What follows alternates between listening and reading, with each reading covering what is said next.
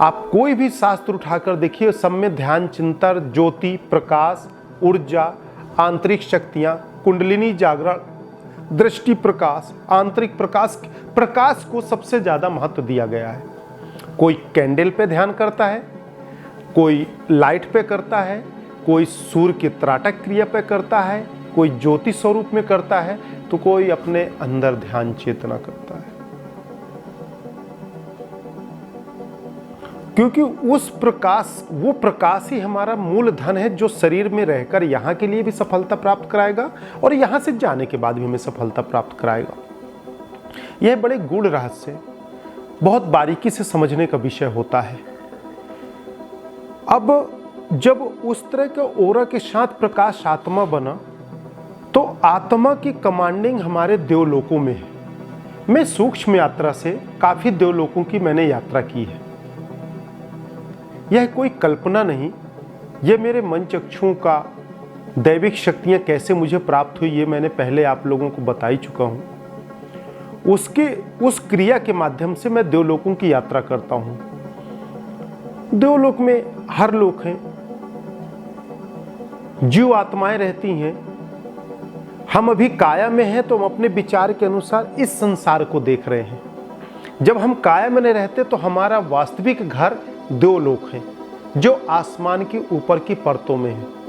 कई लोग इसको भ्रामक रूप भी देते हैं, कई वैज्ञानिक दूसरा नाम देते हैं, पर यह मेरे जीवन के खुद के अनुभव हैं। यदि मैंने कोई स्वादिष्ट व्यंजन किया, तो उसका स्वाद को व्यक्त करने में मुझे कोई तकलीफ नहीं है, क्योंकि मैंने उसको ग्रहण किया। तो मैं खुद देवलोक गया। देवलोकों में मैंने देखा कि रामलोक होता है, ब्रह्मलोक होता है, अन्य धर्मों के भी लोक हैं। ऐसा नहीं कि वो है, क्योंकि आत्माएं तो उनमें भी है, उनके भी लोक हैं वहां। उन लोकों में भी मैं गया। यदि परमेश्वर के नाम में देखते हैं, तो उनका भी लोक है।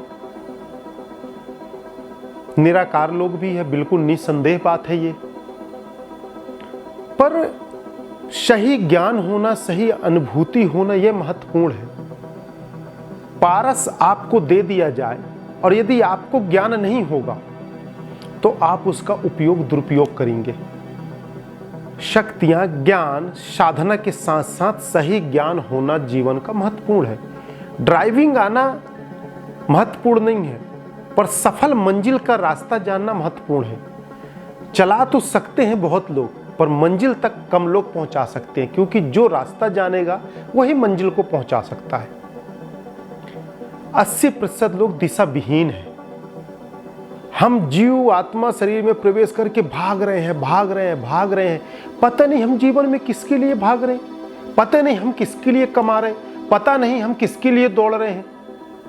और एक समय पश्चात मृत्यु को धारण करते हैं। उसके बाद जो हमारी अवस्था बनती है, उस अवस्था में ना हमारा परिवार साथ देता, ना हमारे आसपास का कोई साथ देता, ना हमारा धन शोहरत साथ देता। उस वक्त हमारा यदि सच्चा गुरु है, गुरु तत्व अंतर जागृत है, गुरु तत्व को हम अपने अंदर जागृत करके रखें, गुरु ऊर्जा को जागृत करके रखें, तो गुरु शक्ति हमारे साथ कार्य करती है। और संसारिक यदि कोई गुरु ऐसा मिल जाए, तो मैं मानता हूं कि यह बहुत सौभाग्य की बात है, क्योंकि गुरु भी कई जन्मों की साधना और तपस्या से मिलते हैं, तब जाकर कहीं ऐसे गुरुओं से मुलाकात हो पाती है, दर्शन हो पाता है, और दर्शन के साथ ऐसे ज्ञान को प्राप्त कर सकते हैं। यह जीवन का बड़ा अनमोल क्षण होता है। और वैसा प्राणी जब शरीर को छोड़ के बाहर जाएगा, तो गुरु तत्व उसको मन, चित्त, बुद्धि, संस्कार के सारी ऊर्जा को एकत्र करके एक ज्योति, एक प्रकाश के साथ देवलोक लेके जाता है। देवलोक में किसी भी तरह की कोई भी आत्मा की यदि मृत्यु होती है, तो एक यमलोक के नाम से जाना जाता है। वहाँ एक ऐसी ऊर्जा है, एक ऐसी शक्ति है जो ब्रह्म के नाम से संबोधित होते हैं, और वहाँ पे वह शक्ति है। वहाँ आत्माओं को लेके जाते हैं, कष्ट के साथ ले जाते हैं। सारे शास्त्र भरे पड़े हैं, इतिहास गवाह है। उस आत्मा को मारते हैं, पीटते हैं, तो कहते हैं कि कष्ट होता है, नरक में डालते हैं।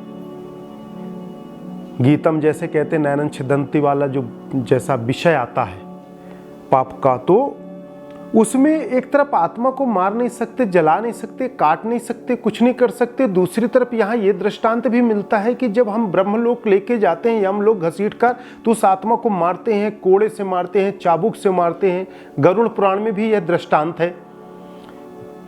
तो उसे कष्ट होता है, क्योंकि उस वक्त ज्योति एक कारण और कर्म के रूप में आ जाती है कि मृत्यु लोक में आपने किस तरह का कर्म किए।